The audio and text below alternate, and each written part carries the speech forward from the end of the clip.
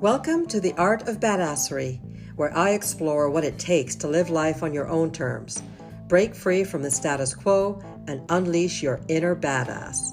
Whether you're a rebel at heart or simply seeking inspiration to step outside your comfort zone, this podcast is for you. I'm your host, Mahara Wayman, and each week I dive into the stories, insights, and strategies of those who have mastered the art of badassery and are living life to the fullest. They smile when no one is looking.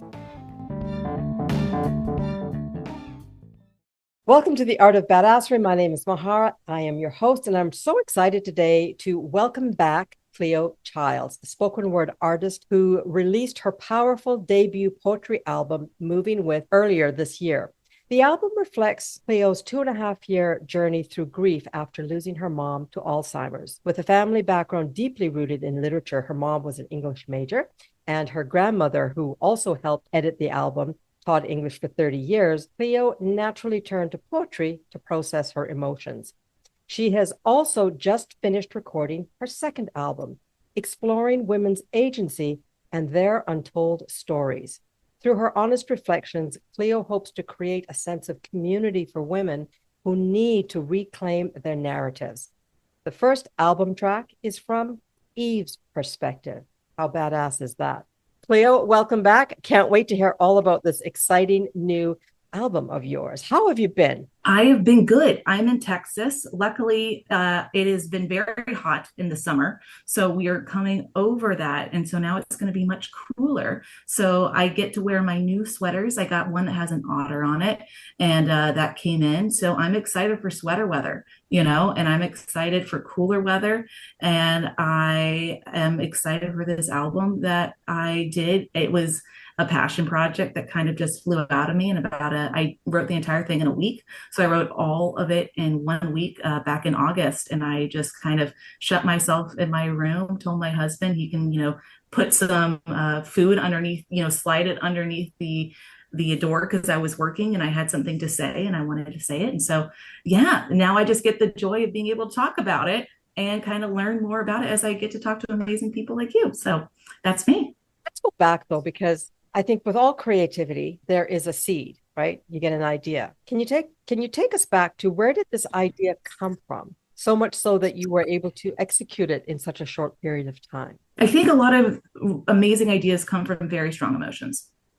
And the very strong emotion that I had, I believe, was anger. And which is a very interesting emotion. I think it's an emotion that most people misunderstand. I misunderstood it for the majority of my life. I'm still trying to grapple with understanding it. But Glennon Doyle, who's amazing, she said one time that anger really points you in the direction of something that's important and something that you need to look at further. And how can you be able to investigate anger? And so what I was angry with is I was listening to these amazing, amazing musicians and songwriters. And what I realized is that there were all of these songs that I was listening to from a very man-centric perspective, which was for example, like I went and I got into opioids, which is horrible. And my wife left me. Right. And let's go. And they were talking about the fallout of this horrible thing that has occurred in a relationship. But the idea was she left me. Well, I was like, well, where is the perspective of the wife? What's the wife's outlook on watching someone succumb to opioid addiction in the song, right? And then I started to think further, and I realized that there are so many situations where I've heard so many songs about from a man's perspective, and I haven't heard the woman's equal side of it, or not equal side, but just her perspective and her story, in the same way that I've been hearing what a man has been going through. And so I wanted to go, and I realized that there were a lot of stories to be told that haven't been told yet. And I think I wanted to tell it in a way that men tell stories, which I think is, to me, to be brutally honest. What I realized is there was power in rawness. And I think I realized that there was a commonality theme of this. And what people were really emotionally tied to is the fact that they could feel and they could understand and they could sympathize. And I wanted that for women's stories that I knew about that I just hadn't heard yet. I wanted, and I so I wrote them.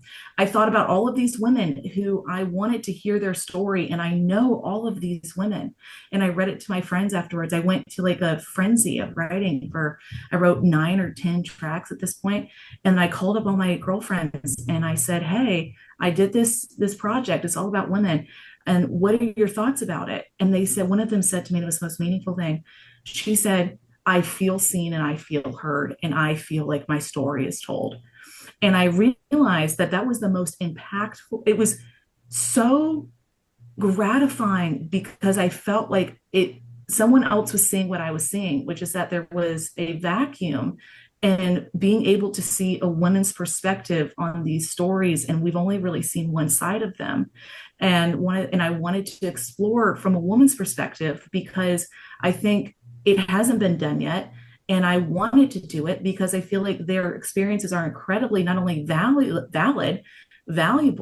but we can learn from them. And by learning and talking about them, we're able to acknowledge these things that are happening to women. And by acknowledging them, we're able to maybe invite change. And by inviting change, we can actually maybe be able to move forward and make things different and make things better, and at least open up a conversation on things that are happening that really haven't been talked about, that I think are incredibly important and really are women centric and women focused. Okay. Can I hear a hallelujah? That's pretty remarkable that to take it on because it's not like we're talking this is a new thing. Like, wow, only in the last 5 years have we not talked about women's stories. I want to be really clear here that what I'm hearing you say can be thought of as a reflection of the last 3,000 years. Do you think that's fair? That's a fair point? Well, I think that is a fair point, but I think it's also my goal with releasing it is to inspire other women to tell their stories. That's what I hope for, is that it can be, I don't want it to be in a vacuum. I don't want it. I only know some stories, but I think that there are so many women's stories that haven't been told yet that I want to hear. And I want to hear them from other people. And I just want to be maybe the first domino, or maybe a domino in a long line of badass women and I want to be able to be a domino that maybe can help to knock over other dominoes or inspire other dominoes to stand up to knock over other ones, and really just be a woman in a long line of amazing women writers and badasses who are able to tell their stories and tell other people's stories for them, so that we can be able to better understand and have camaraderie and be able to be witness to things that women go through from a very, very women-centric perspective. So good. So what did you learn about yourself in that process of locking yourself up for a week and writing these stories? That I care, that I care. That's what I learned. That's a really nice thing to learn. Is that a surprise to you though? I didn't realize how much I had to say and how much I felt like wasn't being said and how much I thought that I could add. I think that with grief, that came so naturally because I felt like I had a story to tell. It was my story. I didn't realize that as a woman, I had a story to tell. Okay, that is a mic drop. And I want you to just repeat that because I think that is what is really going to resonate with our audience. So would you mind just repeating that? Because it's powerful. That as a woman, I have a story to tell. Yeah.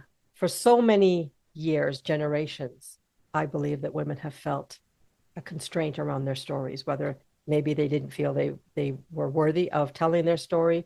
Maybe they weren't able to articulate it, even in their mind or in their hearts, what their story was. What are you hoping to, like, not realistically, but what are your thoughts on how this is going to trickle down? My hope is that women won't feel so alone. That's my hope. I don't know if I can control that. My hope is that if someone writes about it with empathy and compassion and understanding, and with a sense of knowing, like there is one where it's not my story, but I interviewed a friend of mine who will remain anonymous. And I asked all my friends, I said, what do you feel like are the stories that women have that haven't been told before? And what she said is, it's so hard to be a mom. I didn't realize how hard it was going to be. And I said, can you tell me about that? And she told me, and I wrote it for her because I know that she said, I feel so alone. And I realized that she must not be alone. That motherhood, how hard it can be, for a lot of women to go through, and to feel isolated and to feel like they're the only ones, like how my friend felt she was the only one. And I told her, and I said, I'll write your story. I'm going to write it for you. And she says, I feel seen and I feel heard and I don't feel so alone. Can I just say that the courage it took for your friend to share that story with you? I know that story because I have that story, that same story. And I just want to point out, for me, part of what made that story a challenging one to navigate was the guilt that I chose to put on the story, because all I'd ever wanted was to be a mom. So how dare I even think that this was tough, or that it's not, I never had any regrets, but all I wanted to do was be a mom, and I just couldn't, that's all I wanted in life. And then when I was a mom, I was like, wait a second, this is not what I signed up for. I haven't slept in Mm-hmm. weeks. Nobody told me how hard it was. And I even wrote about it in my first book, was, it takes courage to be a mom, and it's harder than hell. And nobody talks about that for the most part. They just say, oh, of course, get married, have kids, stay at home, do the dishes, take care of the kids, and also have a great career. And yeah, you just do it. But motherhood was incredibly challenging for me. And quite frankly, it's still challenging, and my kids are all grown. So thank you for that. I can't wait to hear it. Now, can I just confirm that what you wrote it was in prose? So did you write like poetry? Can I read you the one to see if it can I it, to see if I think I got it, but can I ask you and see if it resonates? Okay, this is the one about motherhood, which is: in the aisles at Target, my baby imagines himself a foghorn. An SR-71 jet with afterburners is difficult to ignore. I hear their judgmental sighs blaring, begging me to leave, return their interrupted shopping experience back to peace. Everyone hates me and my baby, the disturbers of peace. What I imagined as manageable is now no longer feasible. In blind panic, I abandoned my cart, ending my reign of terror. Today, another disastrous affair of errands I can't weather. I want to hold him, but it's so hard when he screams at me. It takes every bit of what I didn't lose to stay and not leave. Voicing frustrations and dissatisfaction is viewed as a failing. Someone said I need to see a therapist because I'm flailing. Everyone said breastfeeding is fulfilling, but I play a cow. The idea of breastfeeding in a crowd to raised eyebrows with their peering, leering glances makes me want to hide. I try, but don't divine how the confident mothers don't mind. I can't believe the body I called mine is now decreed ours. I hate looking at myself with new scars and marks that mar. My husband intends to instill I'm as beautiful as ever. He says he'll do whatever it takes to make me feel better. I'm grateful to be a mom where other women envy me. In equal measures, this isn't what I thought motherhood to be. I'm not living the happy storybook fantasy I always pictured. In my version, self-care isn't reduced by moms as self-centered. I wrestled with being a mother, but decided I wanted to try. My baby just started screaming. I collapsed by him to cry. I love my son. He's the bestest, best star in my life, I swear. Sometimes I wish I could hide away from his cries upstairs. No one warned me motherhood could be so exhausting, that gaining my new title of mother could be so costly. I love him and regret what having him has taken from me. Am I the only mother on earth to believe what I believe? You nailed it. Yeah. What really stood out for me with that, well, a few things, but what really stood out for me was that the husband is trying. But what I've learned from my own experience in the work that I do is that because there are so many things that we are only just now talking about, most of us don't know what to say. And I remember when my husband was trying to make me feel better, I was so angry. I was like, you have no clue. You bitch and complain when you have a cold. I just pushed a 10-pound baby or an 8-pound baby out of my vagina, and I'm still bleeding 3 weeks later. You have the nerve to just, there was all of this, there's so much stuff going on. And even learning how to navigate the hormonal changes that come with being a mom or being pregnant or just being a woman is something that so few of us talk about. But I want to congratulate you because, yeah, those questions are real, and the anger and the fear and the disappointment, because the fantasy is so different often to the reality. Really an important story for sure. I referenced Eve. Can you tell us a little bit about where the inspiration came to have that be the first track on the album, or to have it even be on the album? Just realized I hadn't heard Eve's side. And I thought about, what if I was Eve? What she started it, not she started it, but if you think about like this idea about where did Eve has a lot of things attached to her in regards to how history played out and how women were seen.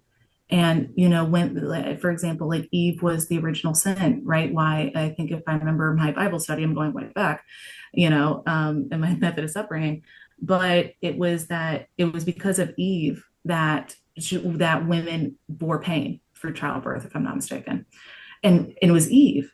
But my thought was, and I don't know how I started to write it necessarily, it just kind of came to me, is what if Eve, though, had agency? And what if Eve was not a bystander? And what if she wasn't passive? Because I wouldn't be passive in that situation. But what if there was agency to Eve? And what if Eve made a decision? And what would that look like? What would that change? Would we change and see Eve differently if we no longer thought of her as a bystander to what was happening to her, but as a real living woman in a situation that I wouldn't have known how to be able to handle, but to have agency put back into Eve? And if Eve took the apple, for example, how would that change my relationship to Eve? And I recognized that it changed it greatly. And so I wrote it from Eve's perspective. And it changed my relationship with Eve to think of the fact that because it never occurred to me that she could have agency, but I think that she could have equally had agency. All we know is that somehow an apple was taken, and now a forbidden apple was taken by Eve. And now women apparently, because of that, have to deal with pain. But as I put in the poem, we also have the gift of knowledge. So what if there was agency in Eve's actions? And how does that change my relationship with Eve? And how does that change my relationship with being a woman? It changes it greatly. It's very powerful because, of course, as you were talking, I'm thinking, yeah, how does that play out? Well, structured religion aside, that concept has fueled everything. Whether you go to church, whether you were raised as a Methodist or a Christian or a Catholic, there's always been that underlying, and I could be wrong because this is not my forte, but my understanding is that has affected thousands and thousands of years of interaction and how women view themselves. So begs a really great question. What has the feedback been, for example, from the women because you mentioned to me earlier that this was an all-female band that helped you put this recording together? What was their feedback on Eve, for example? Wonderful, because they said I hadn't thought of that before. And a friend of mine, I read it to a few friends of mine after I wrote it, and one of them wanted it to be given to her as her birthday present, was Eve, and another one said, you have to tell that you have to say it. And I think that when I think about my relationship with Eve growing up and hearing the story of Eve, what I felt was shame. I was told that what was done was shameful. I felt shame, inherited shame. But I've changed my relationship now since writing the poem. And I don't feel shame anymore necessarily as I have. And I don't know what happened. I don't know if anyone knows what happened. But I think that it could have equally happened that maybe she did have agency. Maybe, just maybe, you know? And what would that be like if I could imagine that story instead? And I feel empowered, not shameful. I feel empowered. And I think and now I feel empowered and grateful. I feel not only empowered, I feel grateful to Eve for doing something like that and for providing a mentor and looking at how can I take agency in my own life, that I am a free agent in the world and I have choices, and maybe those choices do have consequences. Those choices do have consequences, but I have choices and I don't have to be passive in my own life. I can be active. And so a friend of mine said, I would like that for my birthday present.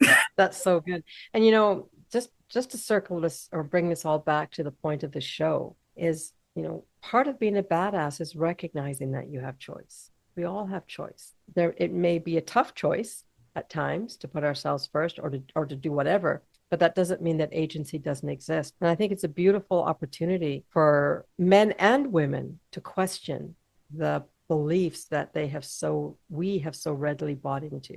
I mean, it's part of the human condition is that we do that. We we're storytellers by nature. We tell stories to explain our emotions or to explain our thoughts or our fears. We've always told stories, but that doesn't mean that we can't question those stories, especially if they no longer work for us. I think we understand things by stories best. That's what they always say, is that I think neurobiologically we understand stories. And I think, how wonderful is it that we can be able to go back and to look at things with a new lens and be able to not, maybe not even question, but to see things differently and interpret things differently and change how we feel about stories. I think that, there was a wonderful, I know that some people are going back and looking at the Medusa and the Greek mythologies, right? And looking at all of these mythological creatures or these mythological stories about women and looking at it from the woman's perspective, and I think that's wonderful. I think that's a wonderful way. And the joy about stories is that we can be able to go back to them and be able to draw new meaning and new insights and learn more about each other and about ourselves and about humanity and whatnot, that they're always malleable and they're always shapeable. And it's up to us to see how we want to view them and through what prism do we view these stories.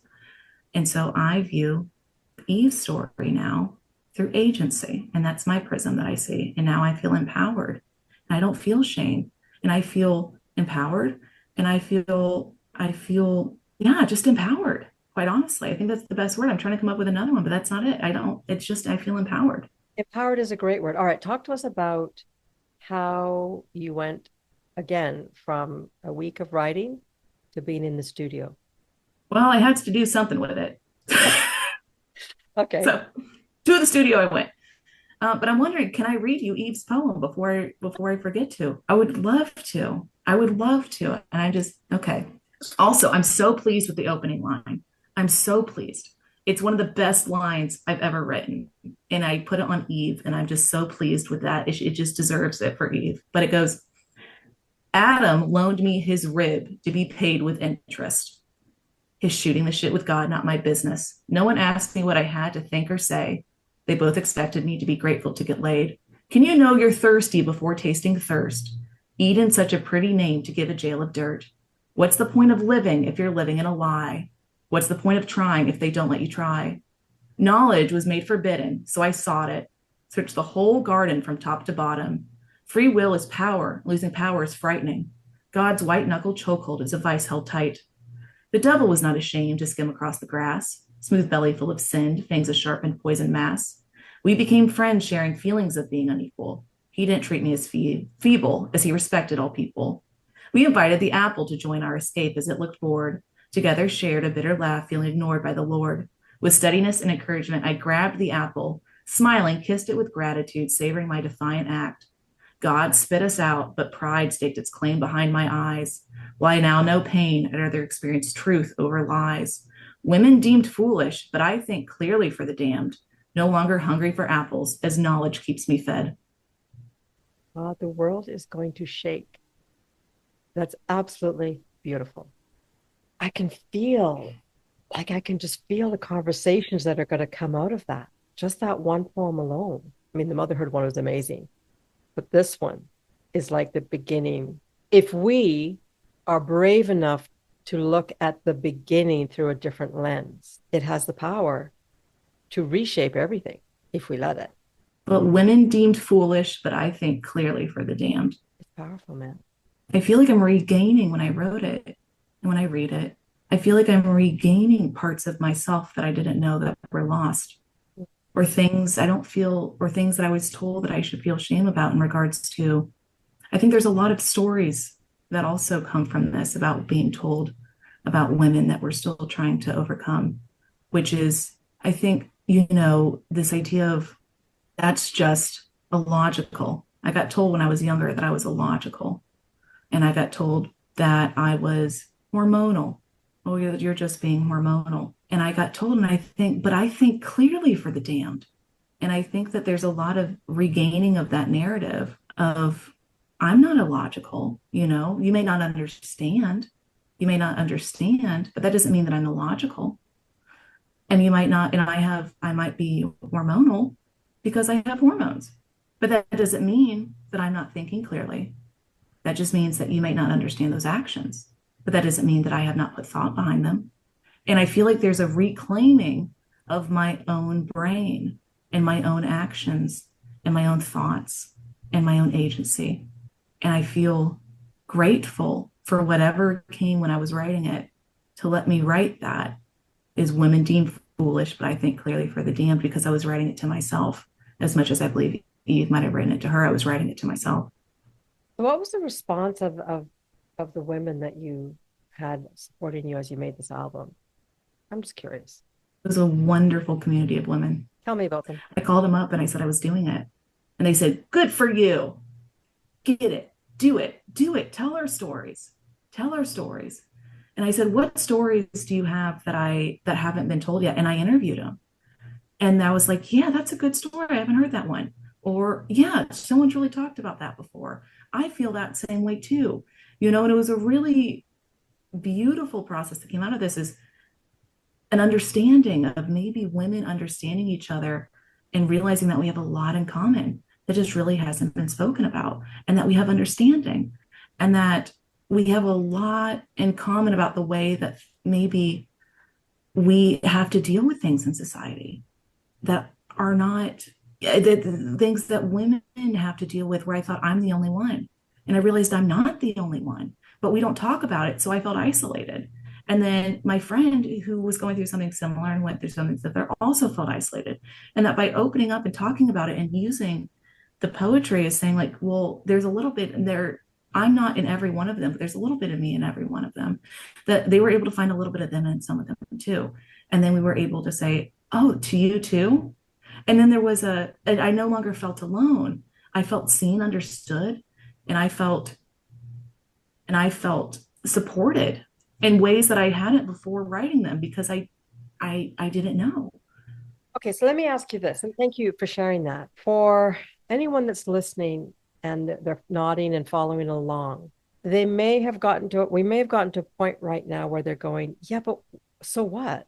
So share with us the difference that's made. Because I'm intuitive, I'm smart, I'm empathetic, and I'm a woman. I get it. This is what I do for a living, is I talk to people. But can you share with us what you think, or for sure, that the difference it's made in your life? Is it just up here in your thoughts about yourself, or do you see that it's going to come out and actually affect your outer world as well? Oh, it's absolutely going to affect my outer world, because I have a better sense of self. I think that I've reclaimed a lot of things that I was told that were bad, or that I should feel wrong about, or that could be seen as less than, though, or to say that I have a newfound appreciation and a newfound camaraderie and a newfound, I think, love for people in my life, because I think that I can be able to communicate and to be able to say and to open up dialogues that allow us not to feel so isolated anymore.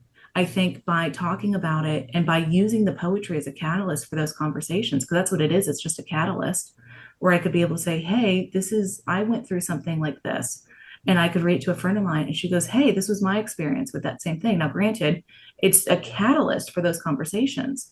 And I think it's a way to be able to learn more about not only myself, but my friends, so I can have deeper, more meaningful relationships with other people. And I think that I can be able to support people, and I can be able to go and be able to better be a person that people can lean on, and that I can be a better person that I can support myself. Because I think that there's a lot of, and I didn't realize it beforehand, how much shame I was carrying, I think, in all of these messages that I kind of grew up with. And I think that I thought I was the only one to kind of internalize them. I got told, for example, that, oh, women aren't very good at math. And I thought I was a bad mathematician because I thought I was a woman. Oh, you're being illogical. So I thought I couldn't be good at logic puzzles, because I was like, well, that's logic. And I'm not good at logic. I'm illogical. And I think that to me, what it has led to my life is not only kind of a reclaiming of myself, but it's also allowed me to interact with women who are also going through a process of reclaiming themselves, but also expanding their knowledge about who they are. And we're going through that process together, which is just the most magnificent, wonderful experience, maybe of my entire friendship in life, is to go through and to learn more about my friends on a very deep level by learning about myself and going through this journey with them. It's incredibly powerful if we can just step back one step away from this and just sort of view it as a whole. Really, the idea that we can reclaim ourselves and view ourselves with a new narrative that says, I can versus I can't, I am versus I'm not, I choose versus I have no choice. That's phenomenal because so many of us struggle to embrace who we are because of the levels of shame and guilt that we have grown up with. Some of it very subconscious. Guilt is it's insidious, right? You just sort of, it's a feeling and you live with it and you build on it oftentimes without even knowing. So this whole idea that we can open our mind and hearts to viewing ourselves differently, well, that's the heart of being a badass, but it's also, even if we take funky terminology out of it, it's also pretty fucking exciting.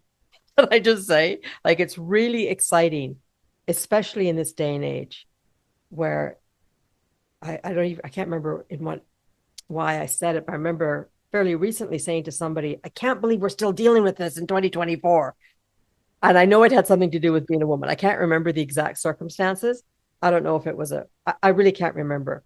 It may have to do with menopause now that I think about it, because that's been on my brain a lot. Like, I often have said, if we can put man on the moon, why can't we figure this out when it comes to certain things with the female body? But I digress. That's going to be another podcast.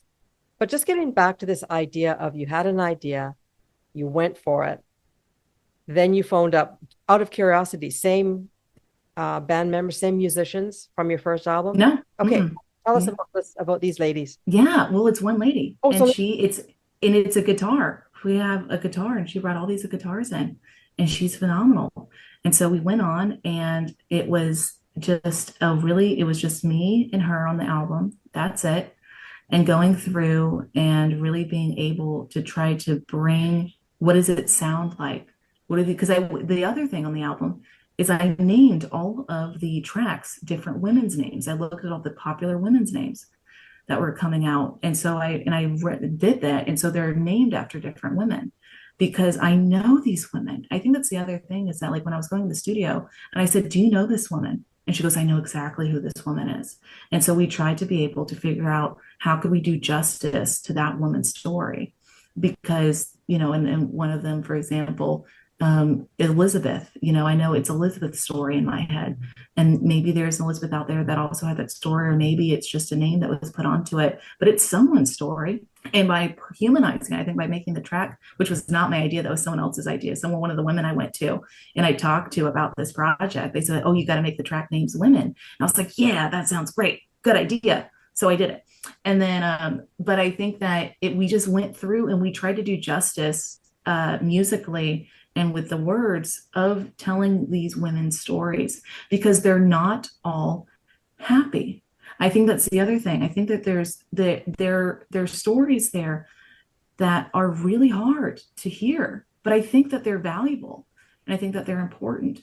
And I think that by witnessing them, I think that allows us to be able to, hopefully, women can hear who maybe have that story and they feel like someone understood. So they're not so isolating. A lot of these stories are isolating, or where I put myself and I interviewed different women where they felt isolated and separate from other people and other women and themselves.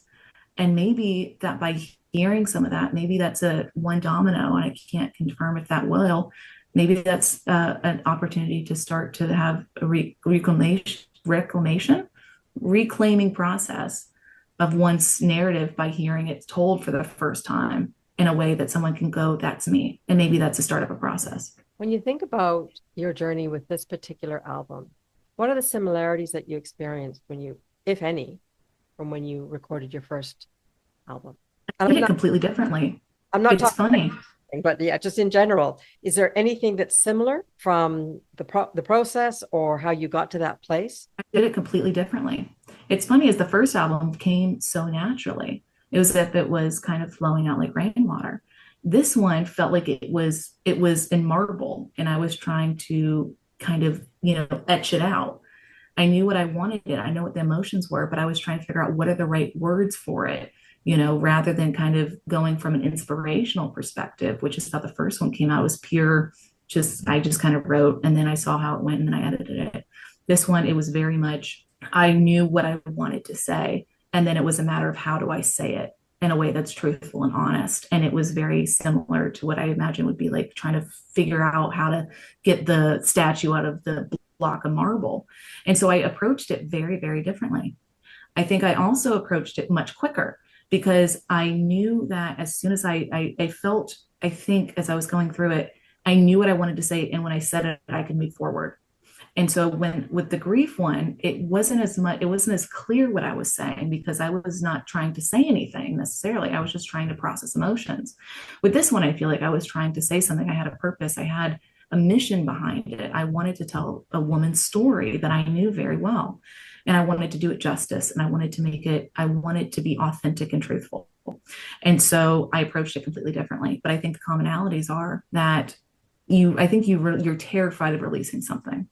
I think that is a commonality of all the projects, but I think that's pretty much true with any creative exploration and creative endeavor. And I think that I'm terrified of releasing it, but I think as hopeful I am with what I could do with the grief album, which is to sit with someone in grief and to say, me too, I understand. I have hope for this one, but it's a different kind of hope. It's a hope that maybe I've done a job where someone can resonate with what I've said and I could tell a story that I know, and maybe they don't feel so alone. And maybe my words can help to do that. And so those are the commonalities, I think, is I think it's hope for community, for connection, and for being able to kind of disarm isolation. Such an important component of our mental health landscape is to navigate this feeling of isolation. Because whether we're, so you and I both know that even if grief isn't a component, it's so easy to feel alone and isolated, regardless of what you're feeling, but especially when you put grief into it, just feeling alone in of itself can be terribly difficult. So good. When you think about who you are today versus, I don't know, 15 years ago, biggest difference? Oh my gosh, it's like the moon being in dark versus the moon being in light. I'm a completely different person. And I think that I'm so grateful for the journey that I went on to get here. Because I think if I started off feeling this way, I don't think I would appreciate it as much. I don't think I would acknowledge it as much. I don't think I would revel in it as much. And I don't think I would share it as much. And I don't think I would want it as much for other people. I think so for me, when I was 15, that was when I was 15 years ago, was when I was 15. I had no freaking clue what I was doing. I was failing all of my classes. I was, just really thinking that I was as, dumb as a rock and that there was no one. I was like a leaf on the wind in every single possible way, with no self-confidence, with what felt like little future and little prospects. And now 15 years later, I can look back at that 15-year-old and I can hold her and I can say, you're going to be okay. You're 15. You're going to have some challenges. You're going to have some life thrown at you. You'll rise and you'll grow and you'll be happier than you'll ever think is possibly imaginable. And that's a wonderful, joyous thing to be able to look back on. And it's a wonderful, joyous thing to be able to say in true honesty and true authenticity is that I am happier than I ever genuinely thought I could ever be at the age of 15. All right. So when can we expect this new album and what is it called? It'll be called Daughters of Eve, and it will be hopefully it'll be mid-October. So we're looking at, it's currently being mixed, which is wonderful. And then I'll be able to have it and then I'll be dropping it in mid-October.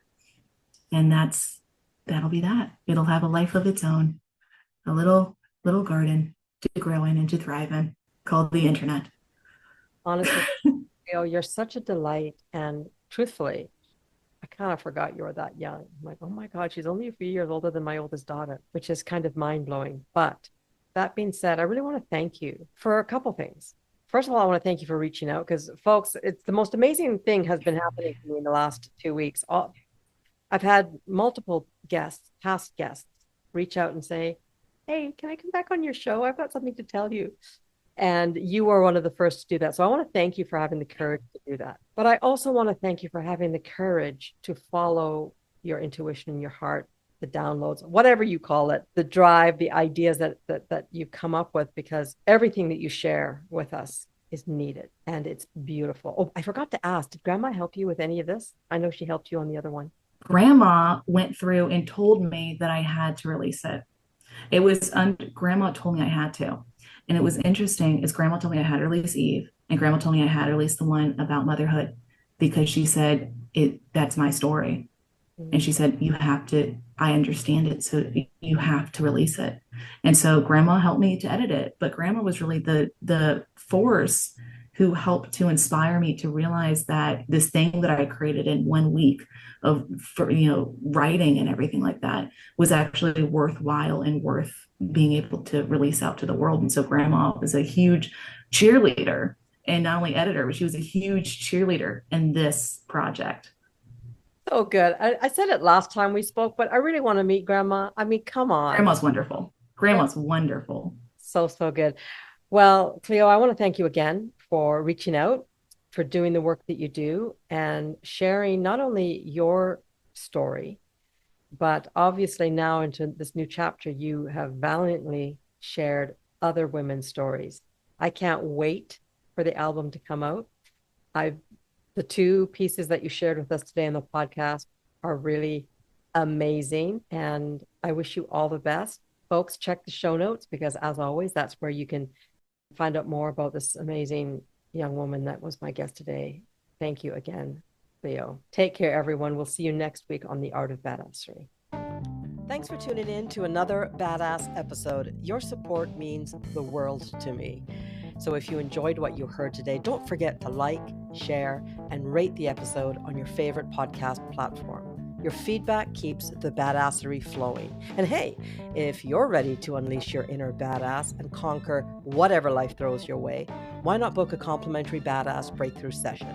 Just click the link in the show notes to schedule your session, and let's kick some serious butt together.